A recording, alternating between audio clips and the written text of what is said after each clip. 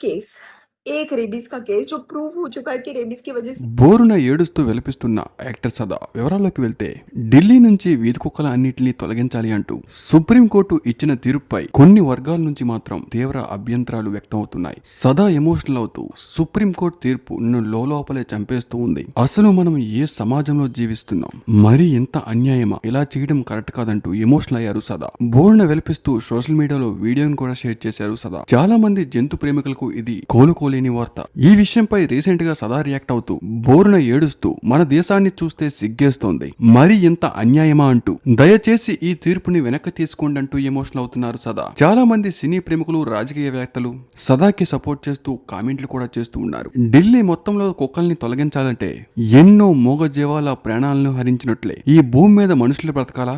నోరు లేని మూగజీవాలకు బ్రతికేలేదా? మనుషుల వాళ్ళ స్వార్థం కోసం నోరు లేని మూగజీవాలను ఇలా పెద్ద పెద్ద సిటీల నుంచి తొలగించుకుంటూ పోతే అది మనుషులకున్న స్వార్థం అవుతుంది. కానీ వాళ్ళ స్వార్థం కోసం ఈ రోజు కుక్కలు అవుతాయి, రేపు పక్షులు అవుతాయి, ఆ తర్వాత చెట్లు అవుతాయి.